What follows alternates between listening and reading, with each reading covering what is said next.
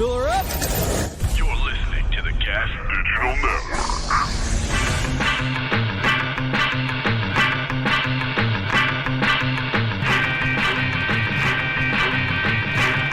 My name is Godfrey. Godfrey.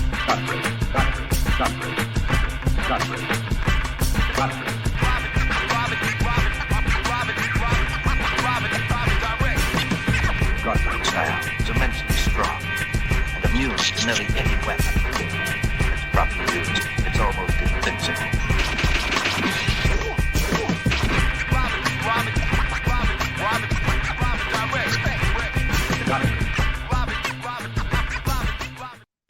Yeah. Oh, we got the intro. Then we got some 4 squares of horrible shit.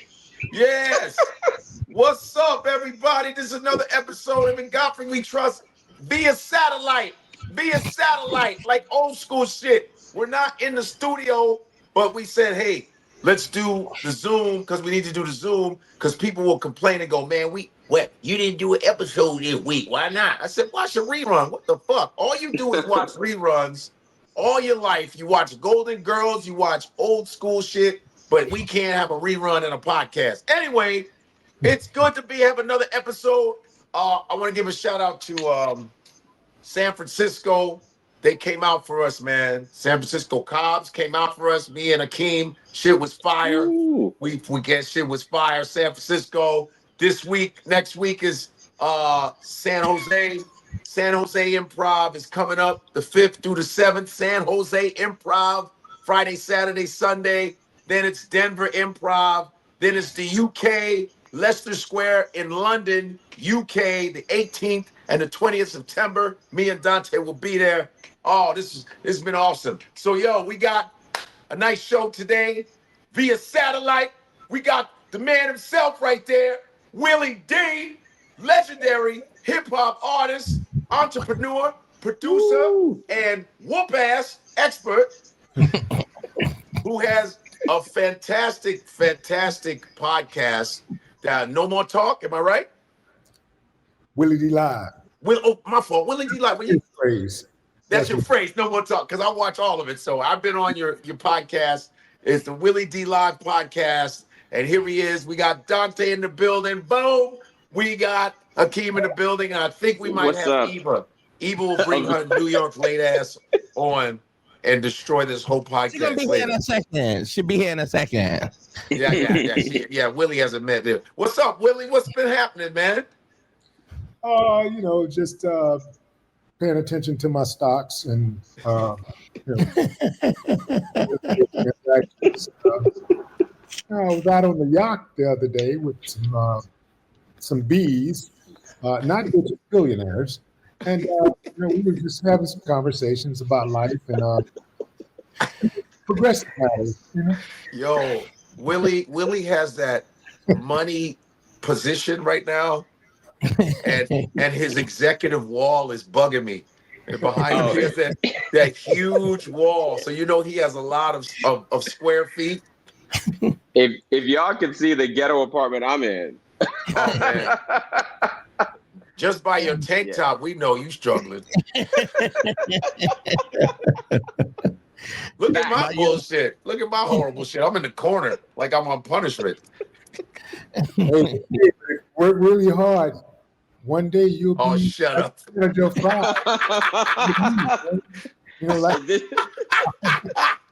You too can have a marble wall. Hey, this is our intervention. What'd you say, Willie? This is like the dopest movie ever, man. Like Coming to America. Oh, first of all, Coming to America will probably be pound for pound the best comedy ever. Yeah, I'm serious. Out of all just comedies, period. And I'm a big Blues Brothers guy. I'm a big, there's a lot of great comedies, even Jim Carrey and Adam Sandler. But that Coming to America, I swear, pound for pound knocks everybody out. It's a perfect comedy. You know what I mean? It's like if you think about the giggles per second, Word per second, it's like crazy, man. For a movie. Yeah, it was one of my favorite movies. Yeah. Coming to America, it was like every every minute there's like, damn, that was funny. Damn, that was funny. Damn, and every little shit they would do. My son works. Yeah. You know, Yeah, it was. you would take that over Blazing Saddles? Yep. You really? Yep. Never. Real No. shit.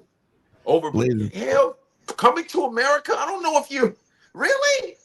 Blazing But Saddles. even those Blazing Saddles, those are the genres of. But I don't know, man.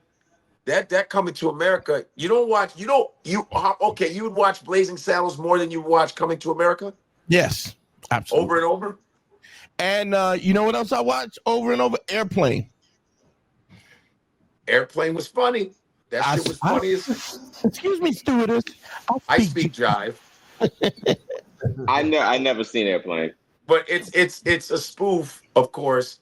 Kareem Abdul-Jabbar and Peter Graves, they're the pilots. Yeah. You got the lady who said I speak jive is the mother from Leave It to Beaver. Mm.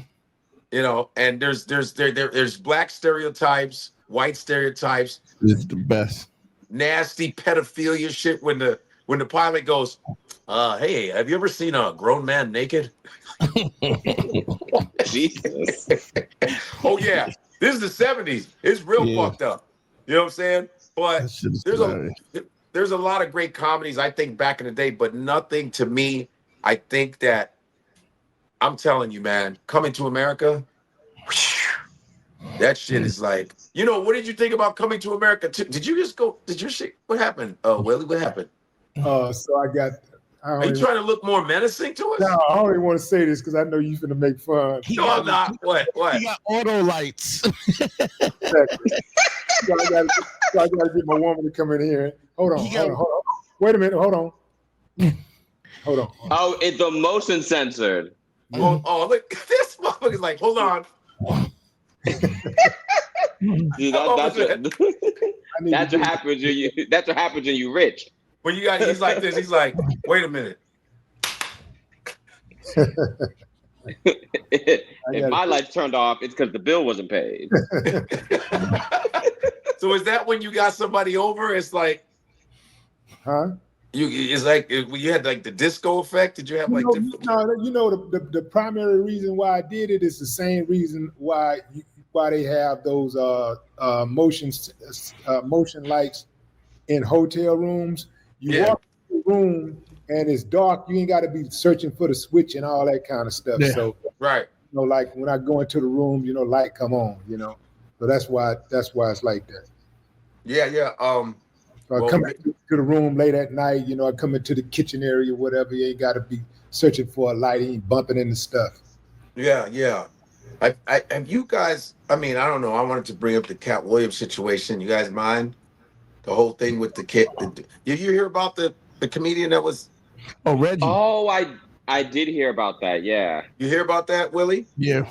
Yeah. It was Cat Williams' bodyguard.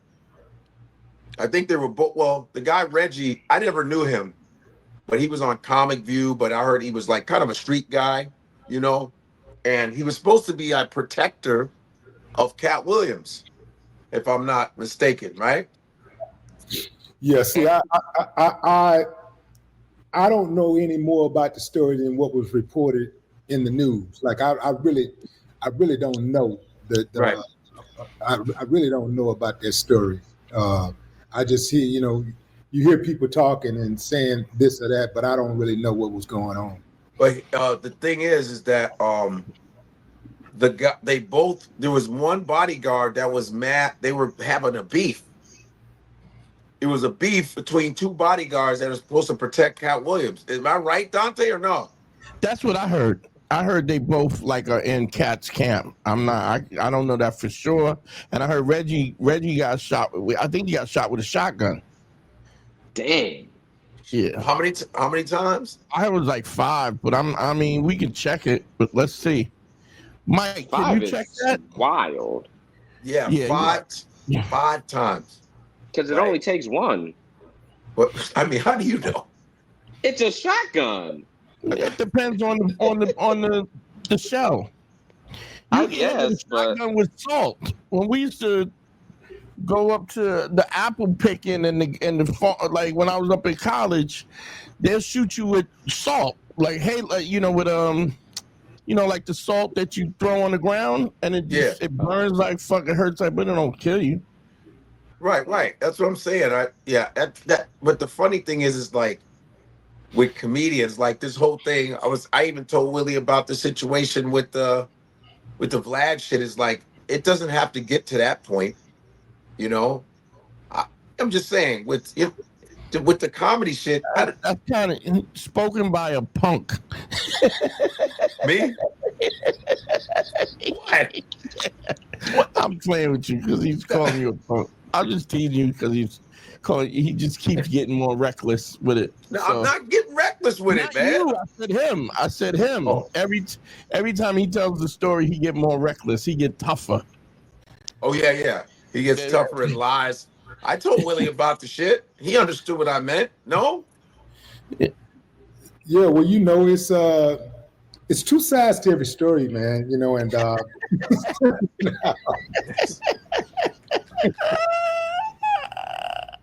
That is the richest. You get money, you get diplomatic like a motherfucker, right? Here's what it is. It's like when you know people, you're more diplomatic. Like if I didn't know Vlad, I'd be like, yeah, fuck that motherfucker. Yeah, that motherfucker said what? You know what I'm saying? But I know him. I fuck with him. You know what I'm saying? I know Godfrey. I fuck with Godfrey. Yeah. So when Godfrey has something to say, he know how I go. If you got something to say about Vlad or whatever, that's my partner. So, I hear what he's saying, but I'm not going to egg no shit on. I'm not going to egg No. And if I'm having a conversation with Vlad and he brings up Godfrey, I'm not going to egg shit on. My thing is like, it's very similar to how I feel, about what's going on with Cat and Ali or even Billy. I view this shit like a family feud. It's a family feud. And, sometimes, family, have disagreements, man, and people, it takes more than just conversation. Sometimes, you can, despite all the efforts to try to cool things down and dial things back, sometimes, a motherfucker just gotta make contact, so, but I personally would hope that it wouldn't come to that because, like I say, this is like a family feud to me. A couple of years ago, we were at a repast and at my brother's house, and one of my little cousins was fighting one of my older cousins, and one of his buddies pulled out a gun and shot in the air, to break it up. When he pulled out at a repast. Yeah, at a repast, and then once he pulled out his gun, I got several other family members pulling out guns and running to the cars to get their guns, and I'm like, what the fuck is you doing? Yeah. You know what I'm saying? This ain't us, bro. Like we know there's a lot of family violence going on right now where cousins are killing cousins and mamas are killing daughters and daughters are killing daddies and setting their brothers up to get killed and all kinds of stuff. We know a lot of that going on, but man, that ain't us, bro. Like, right. So for me, when my little cousins got into it, I talked to the little young one because he the one with the most hot-headed one. I talked to him and like, yo, man, I talked to this boy about 20 minutes or so, and I thought we had an understanding, and he was listening very patiently, and he seemed to be understanding, and right before I got off the phone, he said, yeah, I understand everything you're saying, cuz, but when I see that nigga, it's on contact. He said, when I see him, it's on. Damn, so, all that counsel. And he saw him about a week later, and it was on. Him and his daddy jumped him, Damn. And that had to be handled. You dig what I'm saying? Because, so even family, these are blood cousins I'm talking about. This is blood. This is first cousins, mamas or sisters. Damn. And they want to hurt each other like that. And so you try to get between that, man, and keep, dial that stuff back, man. But sometimes, when you're dealing with grown men, especially, grown men know exactly what they're dealing with. Grown men know the consequences of their actions. all of these guys involved are very sharp. All of you guys are very intelligent. So you know the risk. You know the risk that when you get into conflict, you know what the risks are, and sometimes, it don't go like you think it's gonna go. Like what that guy gonna do. I mean, you know what you're gonna do, but you don't know what the next guy's gonna do. You don't know. You don't know what his partner's gonna do. You don't know what your partner gonna do. You don't know what the law enforcement gonna do, and you don't know what the judicial system is gonna do. Yeah. So the best thing to do is to try to keep that shit keep yourself in a position, man, to whereas you don't use those resources, you don't take that risk unless it's absolutely necessary, and most of the times it's not absolutely necessary. Yeah. I agree with that, but I also look at this is a dude who has literally made millions of dollars off of Black culture, and what happens is you see this over and over again where white dudes are coming to cultures and they're making money off it, and they're not they're reckless with it because they ain't really about the culture. It's just like when Bill Maher was dropped the M-bomb in front of Cube, and it's like, you pay for black hookers, you're not part. Shut your mouth. It's disrespectful, and I don't. I've said this to Godfrey. Nobody is a Vlad fan. Nobody goes, I'm DJ Vlad's fan. They're a fan of the platform. They're a fan of the platform because people like they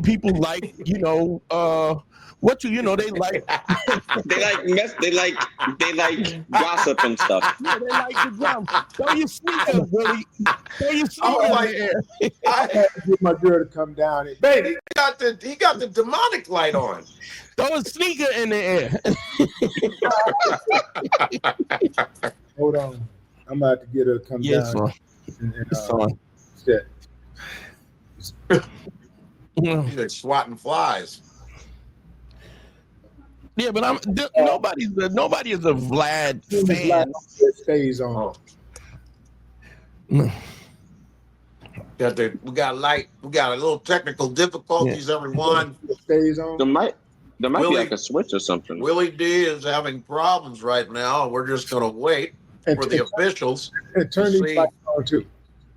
We're gonna see what's happening with the lights. It looks like Willie D is having a little trouble waving his hands. It's not. It's right there. His light sensors are not working, so we're gonna do our best to talk through this. Here's a fun fact. All right, here we go. Listen. Willie D was a Golden Globes boxer at the time. We had technical difficulties, but I wanted to talk about Willie D's past. He called Willie Ham, said he was I think he was southpaw or just normal position, but he was a great fighter. And from Texas. What? Where were you? Orthodox.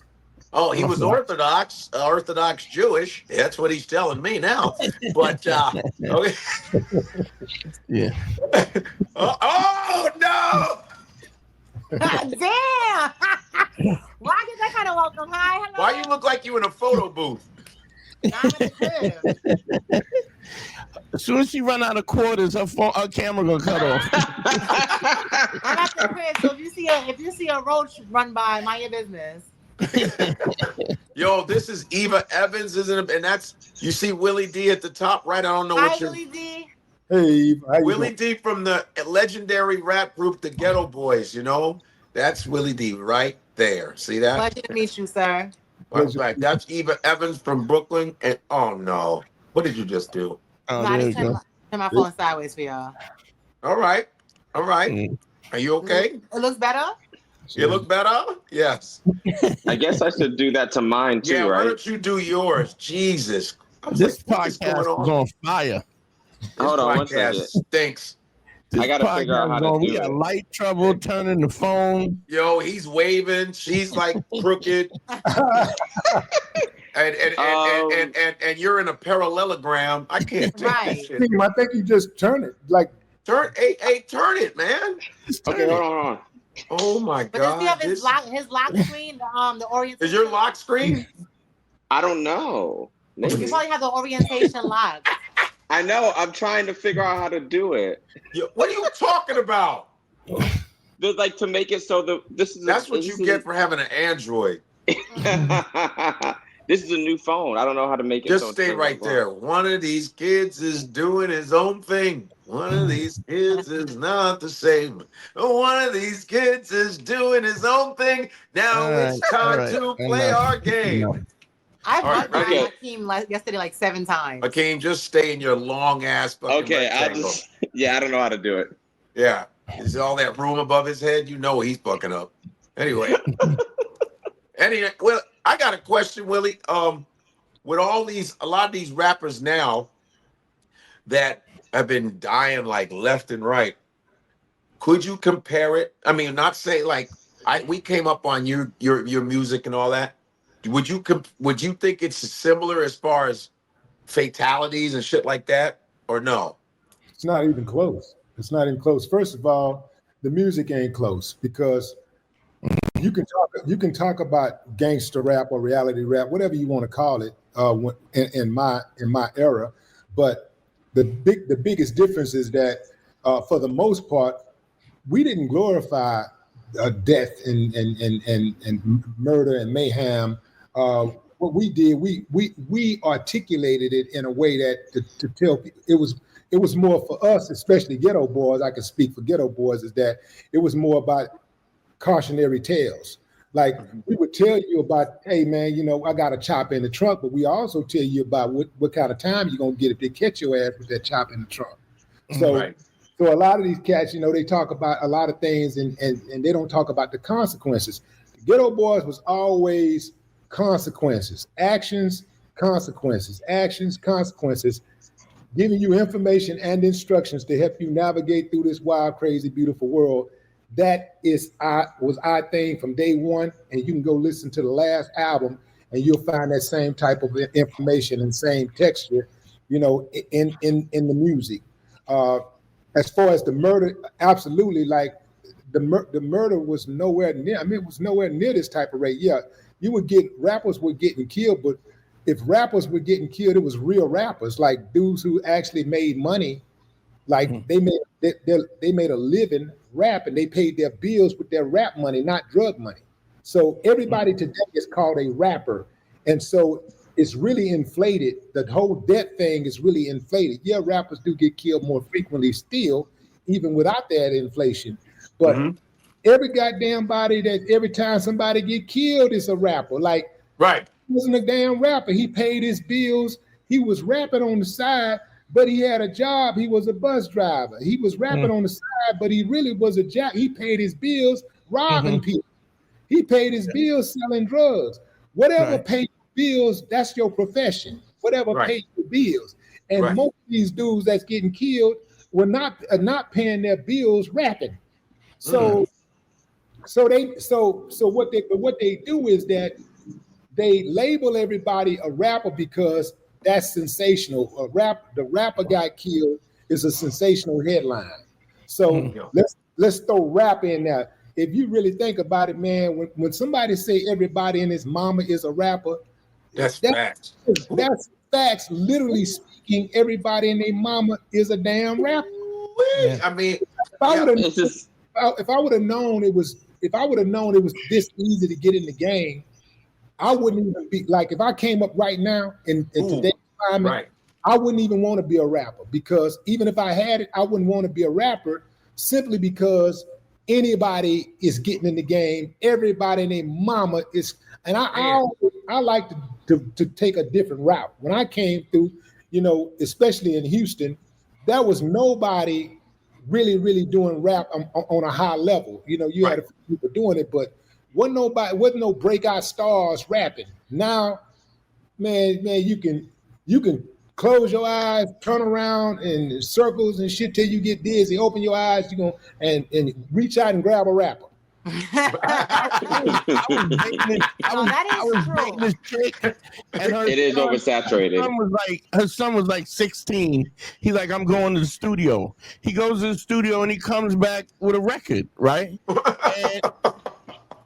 And to be honest, it wasn't it wasn't good, but it wasn't better than any of the bullshit that was on the radio either. When you look at like Premier and Mr. C and all the DJs, these dudes were mobile DJs first. They was running around. They knew music. They, and everybody had their style. Ghetto Boys and De La and Run DMC and everybody was so different. And then and they were trying to be different. Nobody wanted to sound like anybody else. What were you gonna say, Eva? Well, I hear what Mr. Willie D is saying. I was oversaturated, but the ones that are dying are established artists. Like Nipsey was a Grammy nominated artist, so he wasn't just some guy in front of the corner store, side hustling rap. He was an artist. Like, a lot of these people that are dying are artists. So I respect what you're saying, but the ones that are getting clapped nowadays, they're not. So you think Young Dolph was established? No, what I'm saying. Go ahead, sorry. Extension. I don't know how to say his name. Nipsey. Extentacion. Extentacion, yeah. Yeah. You got a point, but Eva, I also made that point when I first started talking about how there's this influx of rappers that are being murdered. It's a lot more.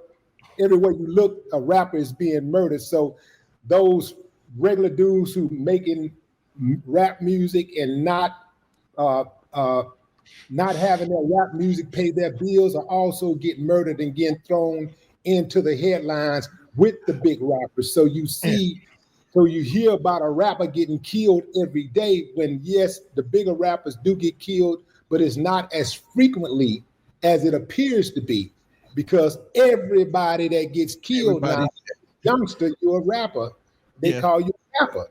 And so that's the part that I'm talking about. But yeah, I did acknowledge that more brand rappers, real rappers, are being murdered than they were back in the day. I remember when Pac got killed.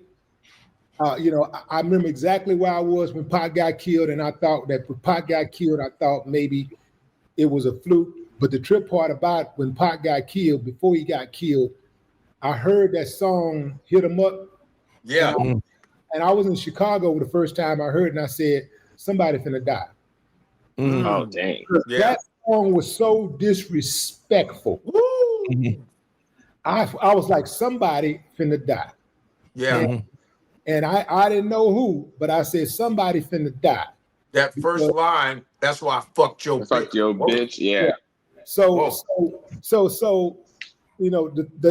when Pac died, it broke my heart when Pac died, bro. Yeah. Then 6 months later, Biggie get killed, and I'm like, damn, if two of the biggest stars, not rappers, but stars in the world, can be murdered, who came from where I came from, who came from the trenches, who came from the mud, who turned their life around and made something out of themselves. If they can be murdered like a dog in the street, what incentive is that for the youngsters out there who come from where they come from?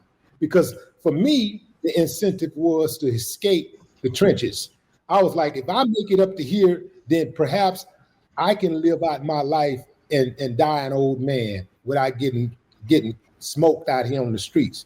If I can get out of here and change my economic position, perhaps I can get to that point where I'm the old guy sitting on the porch spitting game, giving the youngsters the game.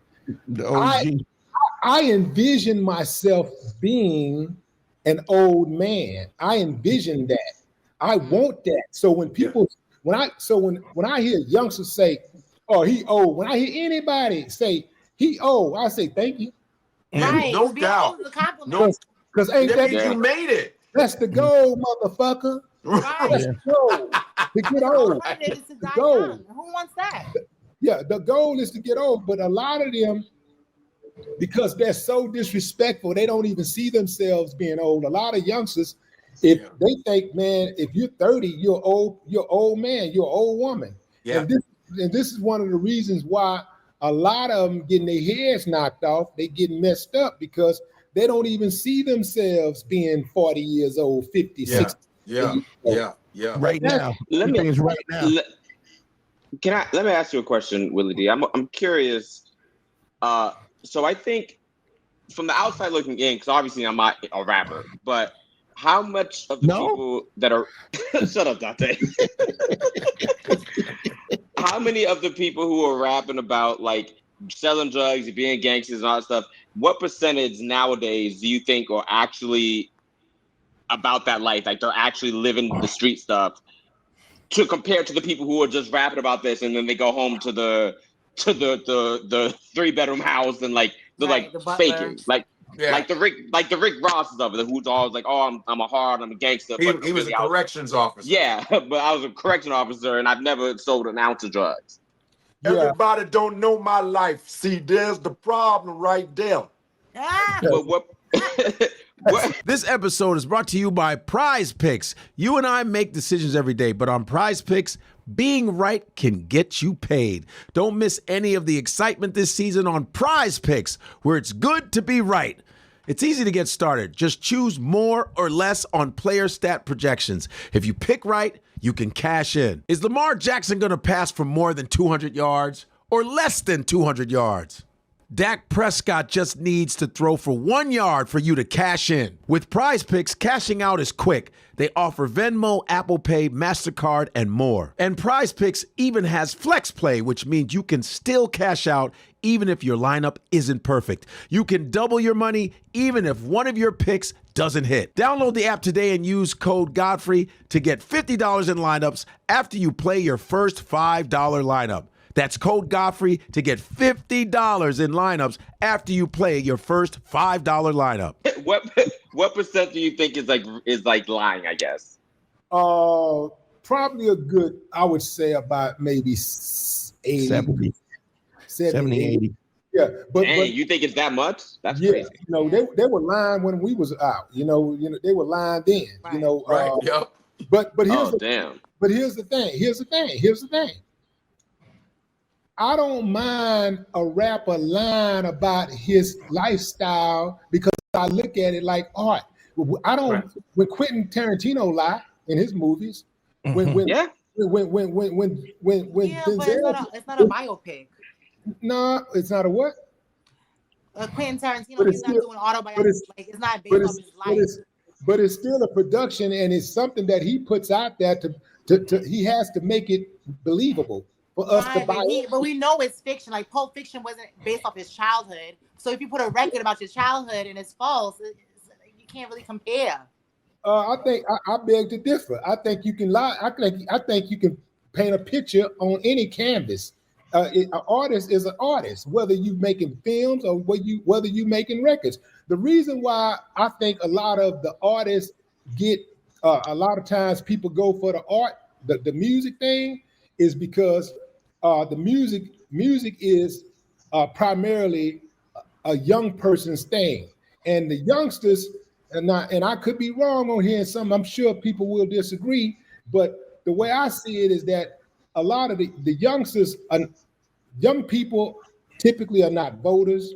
They're not established family people. They're not involved in civics and things of that nature.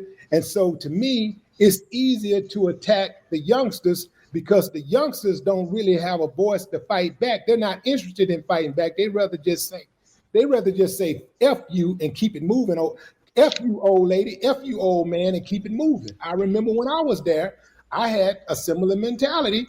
When C. Dolores Tucker came for us, I was like, fuck that old bitch. You know what I'm saying? Like, that's my mentality. As I got older, I understood where she was coming from, and I had more respect for her. But as a youngster, you know, and you're more like a rebel, and that's why I don't really hold hold these youngsters to such a high standard because they're not going to be the same people at 28 as they are at 18. They're not going to be the same people at 38 or 48 as they are. We also had people, like we had books, we had the Black Bookstore, we had people like Dr. Ben, people that was talking to us like Louis Farrakhan. People were trying to trying to instill some kind of pride with us, and I just don't see where that is. With social media, everything is microwave thinking, and you just have people who don't have no love for themselves. It's like they don't think that they have contributed anything to this country. Well, Dante, they have more options now with social media. Yeah, they have more options, and so not only do you hear the intelligent people on social media and on the podcast, you also hear the most ignified motherfuckers that ever was created in civilization. And so, that is true. And so, for a young impressionable kid, a person who's trying to find their way, it's easy for them to get sidetracked when they hear all of that chatter in the background from these uncivilized mutts. It's really easy to get caught. It's really easy to get caught up. Well, it's also an algorithm. You know what I mean? So what you search for, it like somebody said this.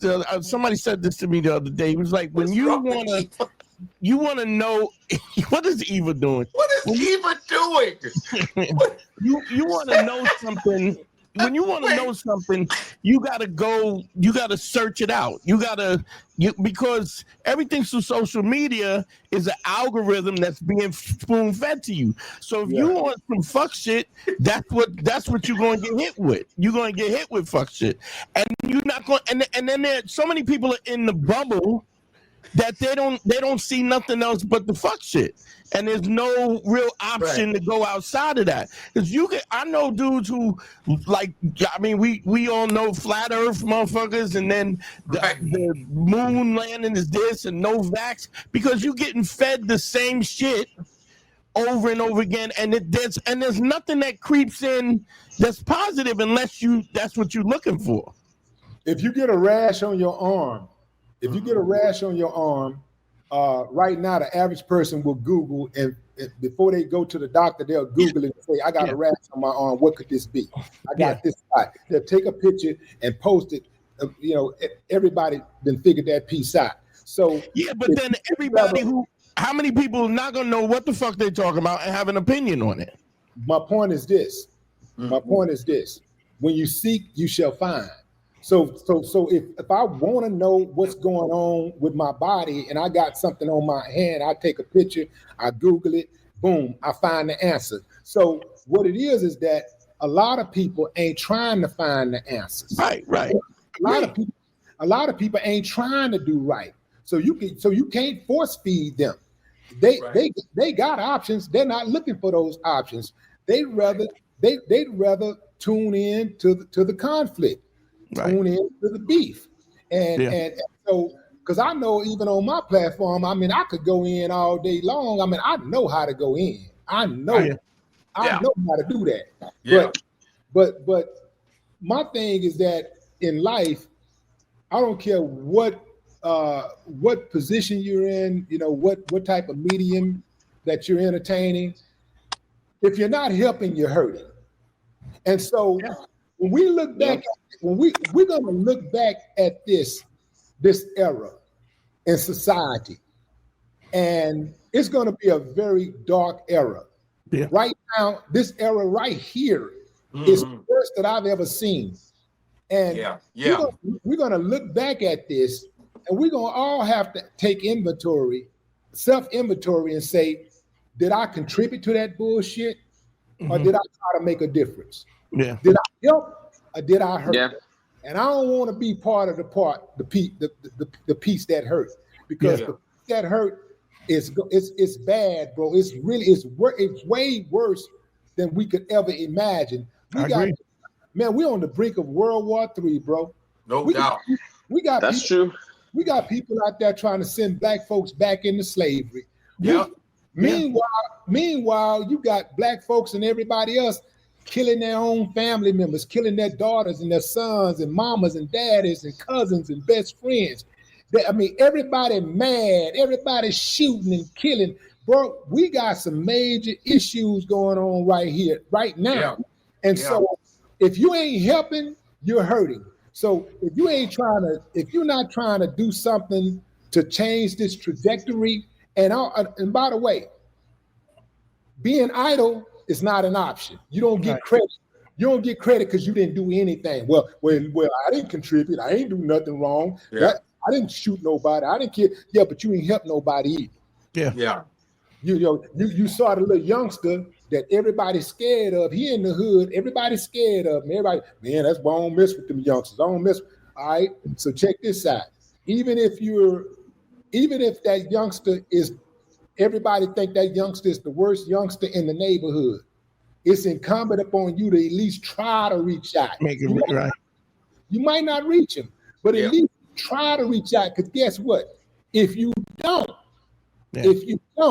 one of these days you ain't gonna be as mobile as you are right now. Your faculties ain't gonna be as strong as they are.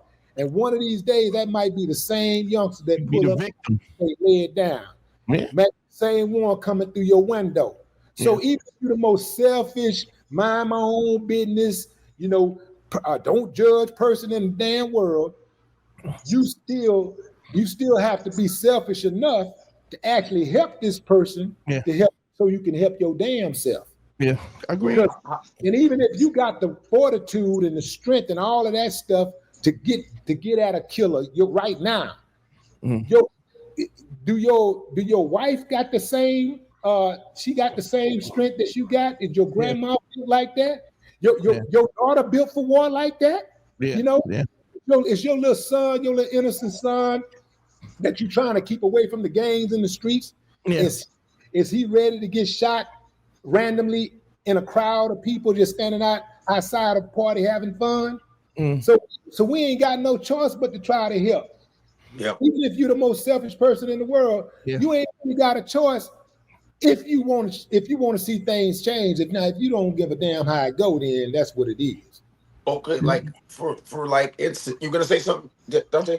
I was gonna say it's like people don't. There's this word called epistemology. Eva, what's going on with Eva? What are you doing? What are you doing? Not me. My phone got ran over on the. What the fuck is going on here, man? My phone. Eva, you disappeared 4 or 5 times. All I do is I see this. I see you doing this. Yes, Every time. This is Eva.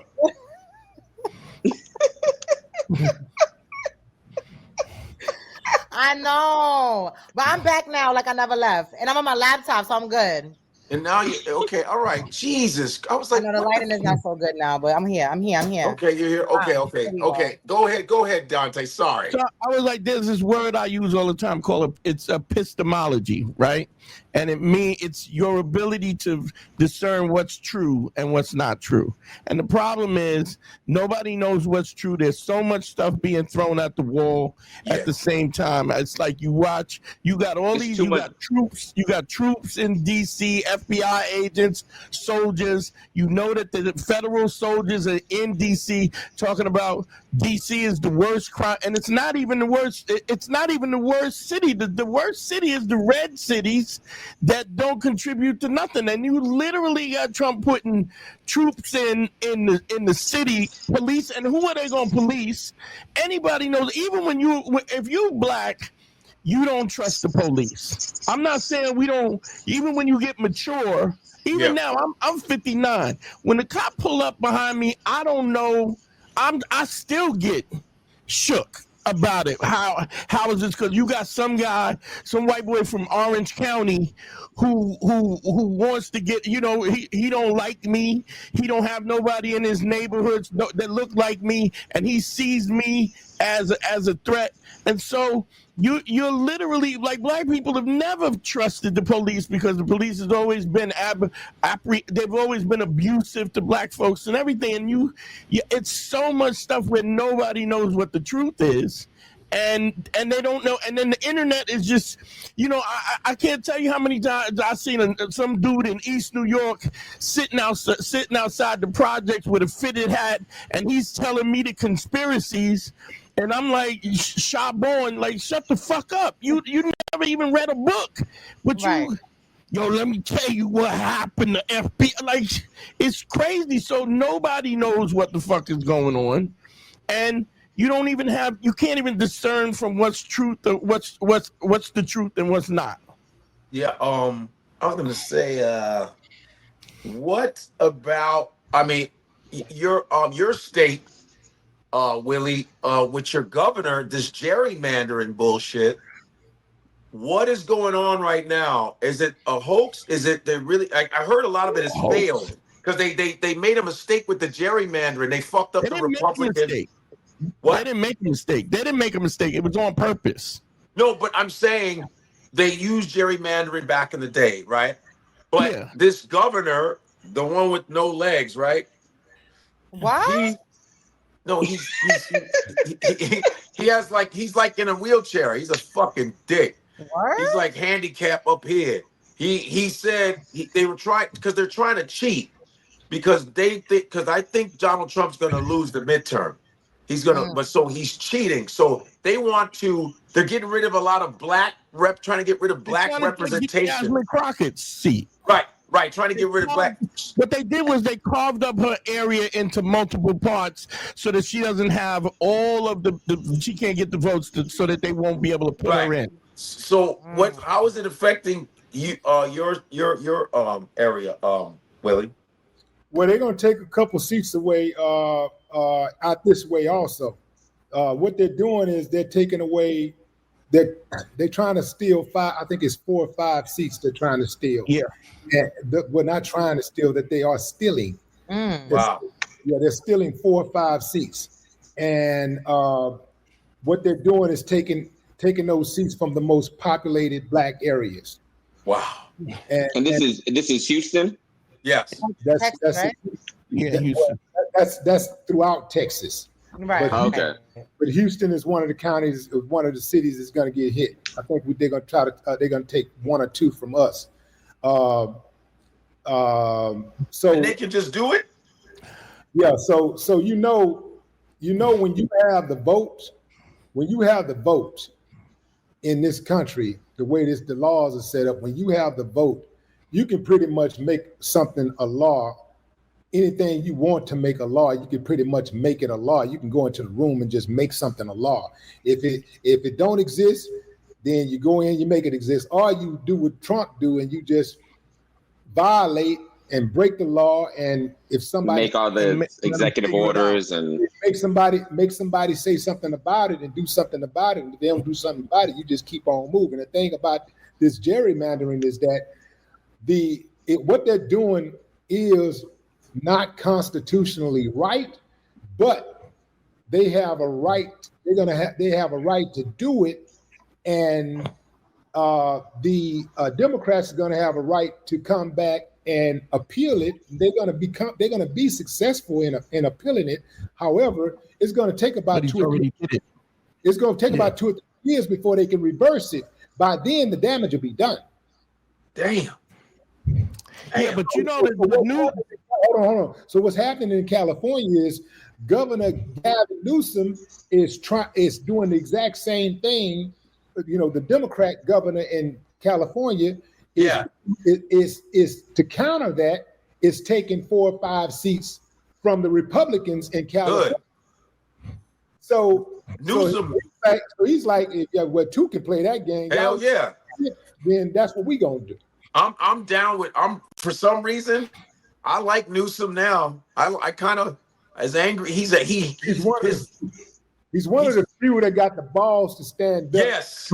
All these people running around here, including the senators, Ted Cruz and people like Ted Cruz. I fucking hate them. All these dudes that got all this so-called power, these senators, these congressmen, pussies. They ain't got no balls, bro. None. Trump, they out here licking Trump ass with their tongue wide open, with their mouth wide open. They licking.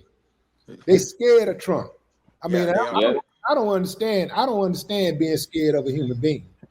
I don't understand that. Trump has a way of intimidating. His sons are afraid of him. His sons, you notice his sons, they talk timidly. He literally intimidates his own family. Because he probably used to beat them when they was kids. I was gonna say that he probably is abusive. That's signs of abuse. He was definitely. I wouldn't put it past it. So And some form of abuse, whether it be verbal or physical. What did you say? Some sort of abuse was going on for them to be scared of him like that. He's like, yeah, he's a scary dude. Either physical or verbal, something. So Will, you didn't? Are you a Republican? I'm independent. Ah, okay. Independent. Hey, Dante. So I was gonna say that the new thing is with huh? No. I was reading something. So the new thing with the gerrymandering, right? With the gerrymandering is that whatever. But the gerrymandering is that they found out that what they were trying to do might backfire because of the fact the assumption is that the Texas will go the way it went for Trump. But if it doesn't, if so all the governors and all the mayors and all the congressmen and everything in Texas are literally getting booed out of the town halls. So the fact that they changed the gerrymandering, it's actually might hurt them, and they might lose 4 seats because of what they're doing, and because unless of course the whole thing goes the same way. If Texas goes the way it went for Trump, then yeah, but they don't think it's going to go for Trump. I'm not gonna hold you. Hold on. They don't have the lose 4 seats because of it. Wait. The Republican Party. The Republican Party don't have the balls to stand up against Trump. The Republican Party don't have the balls to stand up against Trump, to fight. No, you're right. You're right. They don't have the balls, and so Texas is a red state, and they're not gonna. The Republicans are absolutely going to blindly follow whatever their leadership say. They're gonna follow them. They are not going to defect. Yeah, 300. You know about the amount of black women that have been fired from jobs, right? Yeah, 300,000. 350. Is it 356,000? 350 something thousand ever since Trump. Yeah, 350,000. Wow. The most educated women in the country, and are being released the most because just Trump being a piece of shit. You know.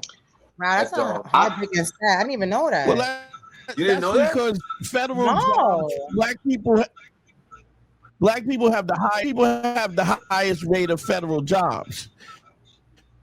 Because they have to be fair, because it's unconstitutional, and that's why black folks initially had gotten good jobs from the federal government, because when it's these little towns, they were already screaming states' rights. States' rights was the same reason, when they were trying to maintain slavery, was over states' rights. It was we gonna have slaves even if you don't want. And federal government, like the 14th Amendment, because of the federal government, that's how black people in the black middle class people are highest rate of federal jobs. We are 16% of the population.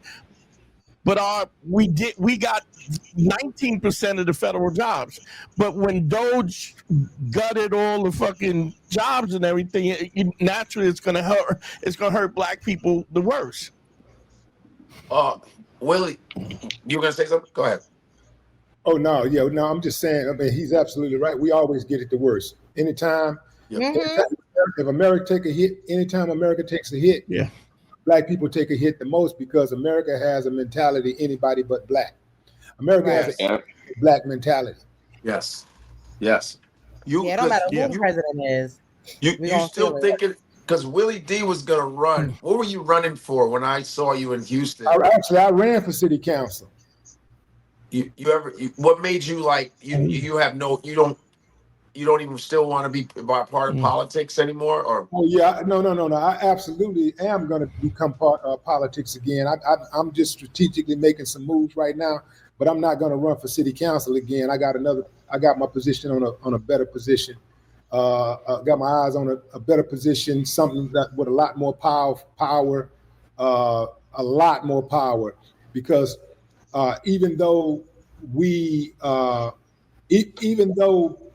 being a politician, if you become a politician, you're going to be part of this oligarchy. Ain't no way around it. You're going to be part of the system. But even having said that, you still can't make no changes. Even if you want to do something, you can't do nothing from the outside. You got to get on the inside. The way that they took over this country, the way that they were able to put black folks on slave ships, if they went in with the peace pipe. Yeah. I ain't gonna say too much more than that, but I'm just saying that, hey, a lot of us, we're looking for somebody to do this, like scream and shout and make threats and all that.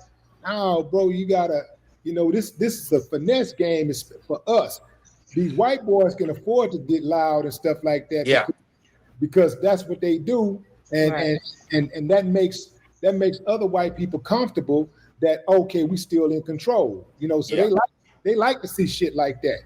Yeah. But if one of us go to doing that and getting too loud or whatever, they're gonna be like, you're gonna put a big old target on your back. Now, I'm not saying be quiet and be docile, no way possible.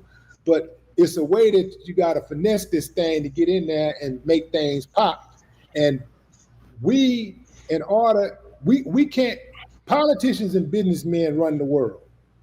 Yeah. Politicians and businessmen run the world. That is why, let me back up. Businessmen and lawyers run the world. That's what I want to say. Mhm. Businessmen and lawyers run the world. So that's why I wanted my daughter to be a lawyer, and that's why I wanted my son to be a businessman. That they run it. So a lot of people have a big disdain with politicians, and yeah, politicians do deserve a whole lot of backlash. But you're not, whether you think you are or not, you're involved in politics on a daily basis. Yeah. People are making decisions about your life on a daily basis with or without your cooperation. Yeah. Right. So imagine if you're on the inside, at least you can see what's coming. If you can't do nothing else, you can see what's coming. If you're on the inside, and you can ring the alarm. So for me, that there are a lot of contracts and things of that nature that's out there that we could use. If we got somebody on the inside saying, yo, man, y'all don't need to be diverting those funds from this school, man. This school need those funds. Why y'all diverting the schools from the low income areas that need it the most to the higher income areas that don't need it at all? So you got to have people on the inside. You got to have people on the inside. When I look around and I see how things are done, for example, Angela King. Y'all know who Angela King is? Angela King? Angela Stanton. No. Angela Stanton King is a registered Republican, and she is a Trump supporter. Now, the thing is this. Angela told me something. She said something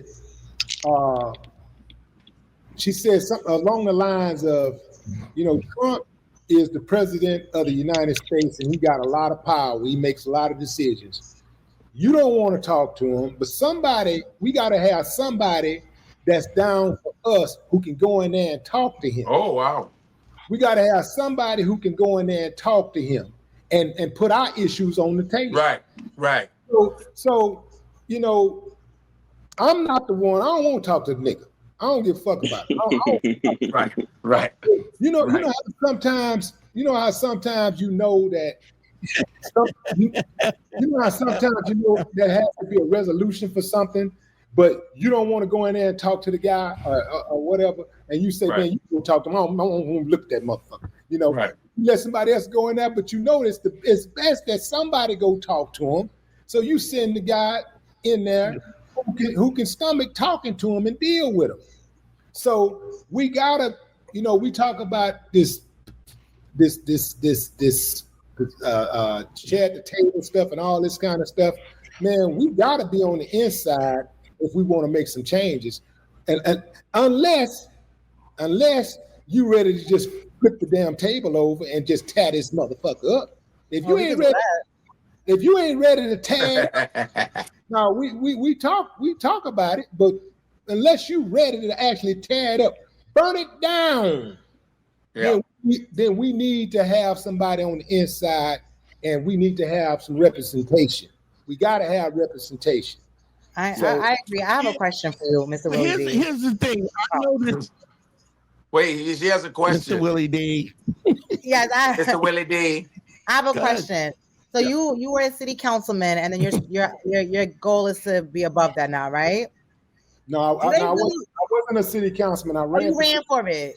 Yeah, and the reason why I did not win, I had to actually withdraw. I was way ahead of everybody else, way ahead, but I had to withdraw because of my criminal record. You know, and that's I was there. Huh? I was going to ask you about that. So I was going to ask you, is it real that they really dig into your past like that? Yeah, they didn't have to dig into mine. My record is public knowledge. Okay. They knew my record was on the table when I walked in. My thing was, but you know, the way that I positioned myself was that, you know, the way that we had interpreted the law was that I could actually run and actually seat and be seated. Anybody can run and win. You can run and win anything, but you can't. That don't necessarily mean you're gonna be able to take the seat. So you can run and win, but I didn't want to. Once I realized that if I win, I actually couldn't. I actually couldn't have the seat. I couldn't take the seat. I was like, well, shit, it ain't worth my time to keep on pushing this thing. No, go ahead. I'm sorry. No, I'm just saying that's why I had to fall back. Oh, I would have absolutely won because my city rocked with me for real. No, I believe you. But the thing about politics that scares me is like I don't know how far they're gonna dig. Like I did some shit yesterday I shouldn't have done. You know what I'm saying? You feel me?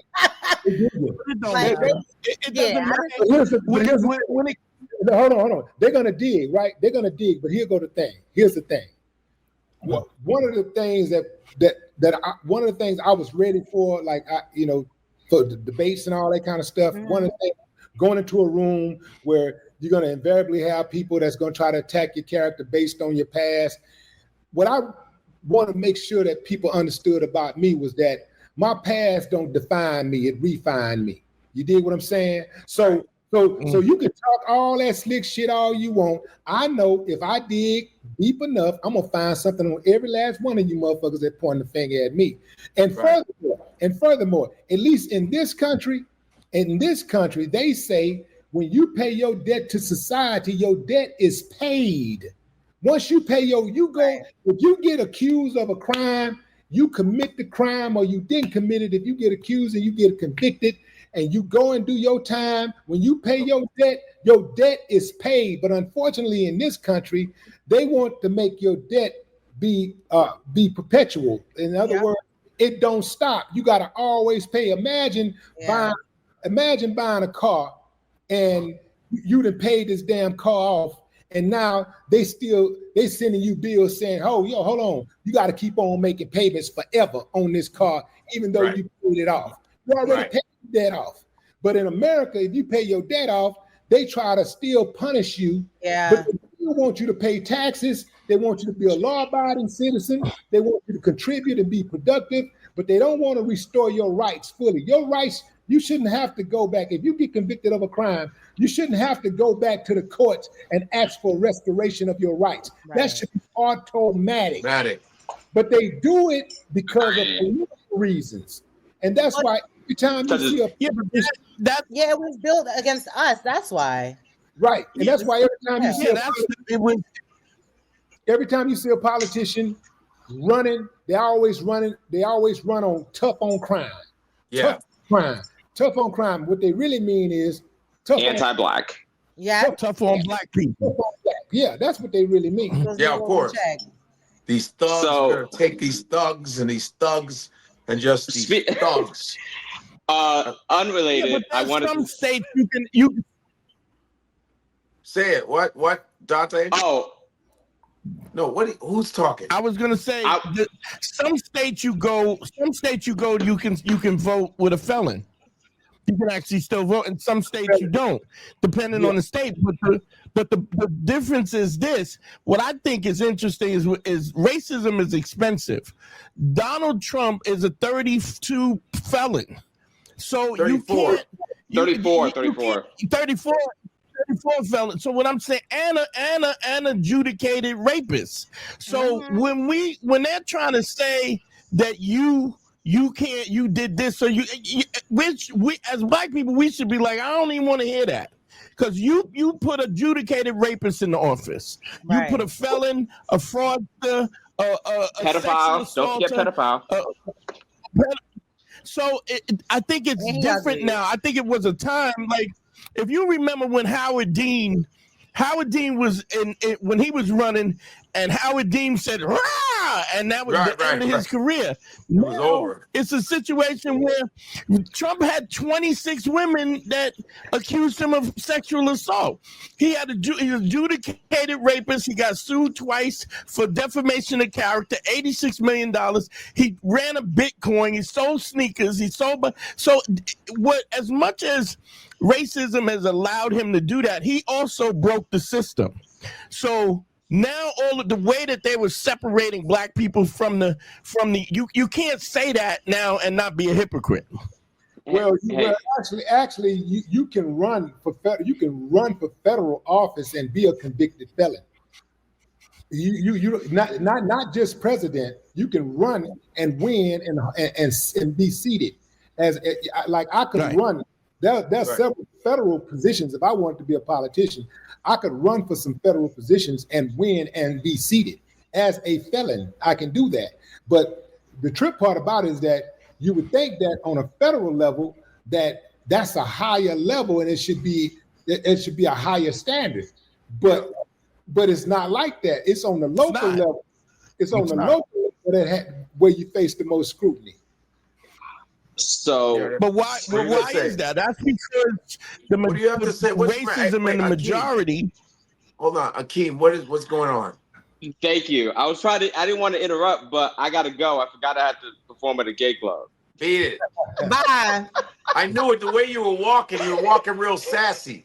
Because I have to go get dressed. I gotta go make my money for the game. Look how excited he looks. He don't never look that excited to talk to us. Get the hell out of here. Well, this is how Willie D called me the other day. And he goes, he's laughing. And Willie D doesn't laugh at everything. But he goes, man, you know that dude on your podcast that when he was talking about some dudes recognize him, say, you that sassy nigga. He said that was the funny thing. Willie D said he cracked up. What do you say? Thank you. I appreciate that. Hey, you should put that in. You should work that into a routine, man. And that shit on a t-shirt. I'll get some merch. Put it into a routine and extend it. That'd be dope. Thank you. I will. I really appreciate sassy that. Nigga, you could sell that at those gay shows. Yeah. But it was great talking with you. Ain't you that sassy nigga? I wish I could stay longer, but yeah, I gotta go tell jokes to the gays. Okay, all right. Thank y'all. See y'all next time. October 19th through the 20th, I'm at the DC Comedy Loft in DC. AkeemWoods.com to get tickets. CB in DC. And I'm in San Jose with Godfrey this weekend, so come see us in San Jose. San Jose this weekend, September 5th through the 7th. San Jose Improv. All right, peace. Now you with the God. I say you with the Godfrey. Now you with the God. I say you with the Godfrey. He ain't playing around with none of these lanes, but I guarantee you'll be entertained and watch him drop some knowledge on your brain.